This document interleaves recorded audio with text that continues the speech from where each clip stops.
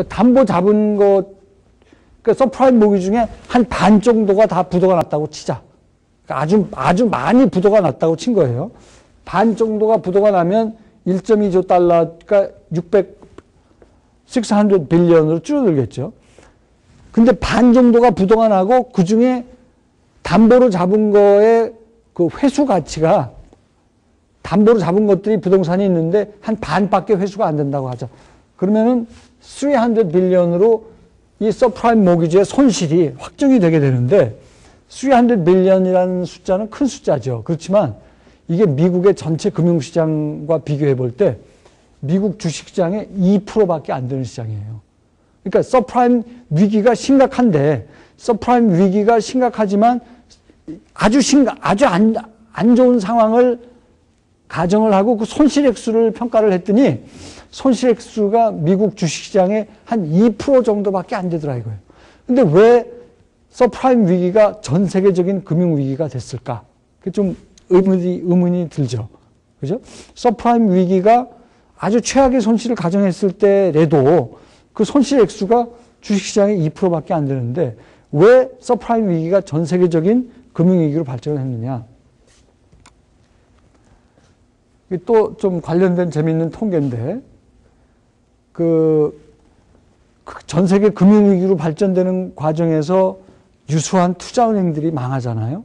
멜린치 망했고 베어스턴스 망했고 또 뭐 아주 그 유수한 금융기관들이 리먼 브라더스는 완전히 없어졌죠. 그게 다 잘 나가던 금융기관들인데 그런 금융기관들이 투자은행입니다. 근데 투자은행은 여기서 인베스트먼트 뱅크거든요. 투자은행은 서프라임 모기지를 갖고 있는 정도가 다른 금융기관보다 적어요. 그죠? 5%밖에 안 됩니다. 오히려 상업은행이 훨씬 더 많아요. 조금 여러분들한테는 어려운 얘기가 될 수가 있을지 모르겠는데 왜 서프라임 모기지 위기가 전 세계적인 금융위기로 발전이 됐느냐. 상대적으로 투자은행들 보니까 망한 투자은행들은 서프라임 모기지 증권을 좀 상대적으로 적게 갖고 있었어. 그런데도 왜 제일 큰 피해를 받느냐. 조금 어려운 얘기일지 모르겠습니다만 지금 서프라임 위기, 뭐 금융위기 얘기가 나왔으니까 얘기를 하자면 증권화랑 관련이 있습니다. 증권화 때문에 서프라임 모기지랑 관련된 증권을 굉장히 많은 투자은행들이 갖고 있었어요. 그게 첫 번째 이유고 두 번째 이유는 투자은행들이 굉장히 욕심이 많아요.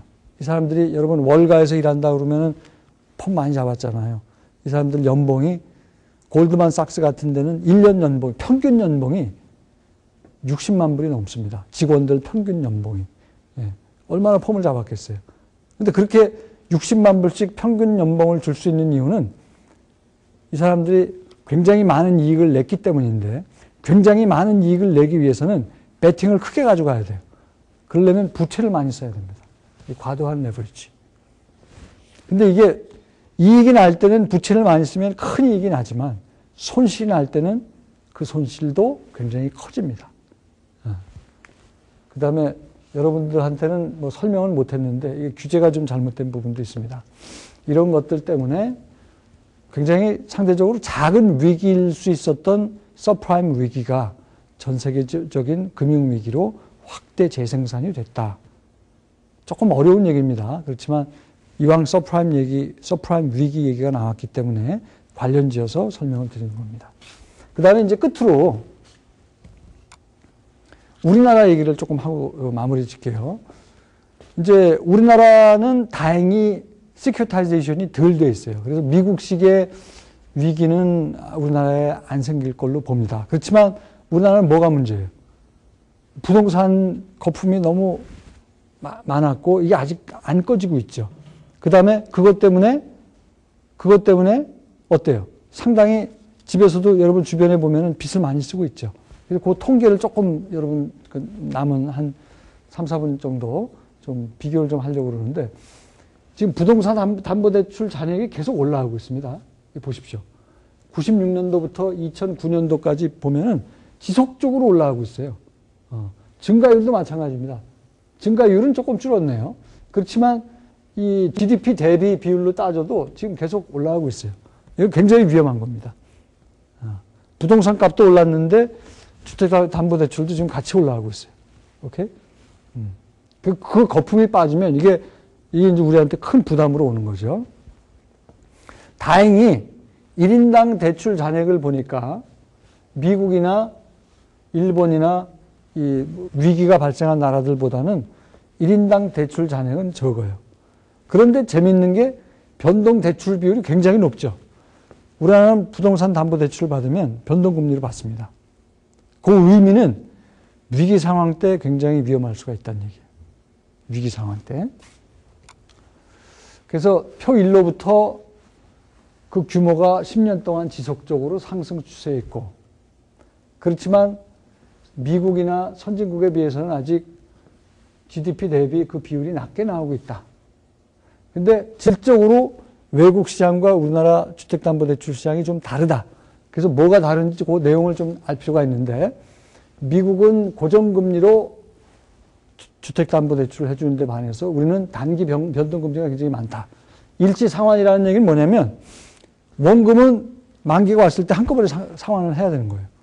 그러니까 미국 같으면 이자 원금을 같이 갚아 나가는데 우리는 만기가 왔을 때 원금을 한꺼번에 갚아야 되는 그 비율이 굉장히 높다는 얘기예요. 만기가 왔을 때 부담이 굉장히 클 수가 있다는 얘기입니다. 아까 우리가 1인당 대출액이 외국보다 좀 적다고 그랬죠.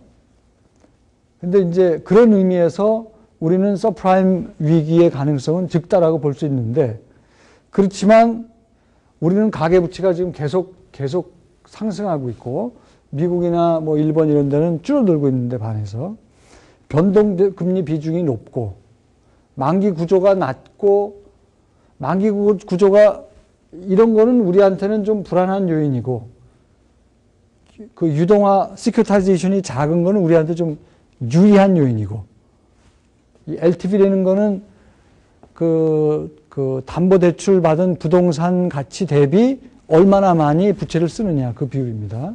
그 비율이 낮다는 거는 우리가 상대적으로 조금 좀 안정적, 덜 불안하다는 이유가 될 수 있어요. 이거는 정부에서 이렇게 좀 통제를 했기 때문에 그런데. 그래서 이제 이 앞에 표로부터 변동금리의 비중이 높기 때문에 경기가 어려워지면 위기 상황에서 굉장히 취약한 구조를 갖고 있다 하는 의미가 있고요. 그렇지만 그 부동산 가치 대비 돈 빌린 비율이 상대적으로 낮기 때문에 그만큼 부실화 가능성은 낮은 것을 의미하고, 또 증권 유동화, 시큐타이제이션 비율도 낮기 때문에 미국식 위기가 올 가능성이 적다고 봐야 되고, 따라서 정리하면 우리나라 주택담보대출이 커지고 있고 변동금리 일시상환 비중이 높은 것은 위험 요인이고, 그 다음에 담보연체율이 줄고 뭐 기타 다른 요인은 좀 안정적인 요인이고, 이게 좀 혼재되어 있습니다. 그래서 표를 하나 더 봤어요. 경기 침체 시에 이제 또 그 위험 요인 고려해가지고 가계 부채 비율을 고려했는데 가계 부채 비율이 높습니다, 우리가. 이건 무슨 의미냐면 내가 소득을 100만큼 소득이 있는데 소득은 100인데 갚아야 될 돈이 얼마? 주택 빚 쓰면서 갚아야 될 돈은 139.9란 얘기예요. 갚을 돈이 소득보다 높은 거예요. 근데 그 비율은 미국보다도 더 안 좋아요, 우리나라가. 그러니까 이 얘기는 무슨 얘기냐면 지금 그 위기 상황에서는 우리가 굉장히 취약한 구조를 갖고 있다는 얘기입니다. 그래서 그거를 여기 이제 조금 설명을 했고요. 그래서 조금 뭐 서프라임 같은 위기가 당장 오지는 않지만 그렇다고 안심하지 말아라. 위기 상황에서는 굉장히 위험할 수 있다. 오늘 배운 거 정리한 거고, 끝부분에 가서 우리나라 위기도 좀 얘기했고, 전 세계 금융위기도 얘기를 했고, 우리나라 관련이 되니까 주택담보대출 시장의 현황에 대해서도 말씀을 드렸습니다. 오늘 강의 여기까지 마치겠습니다.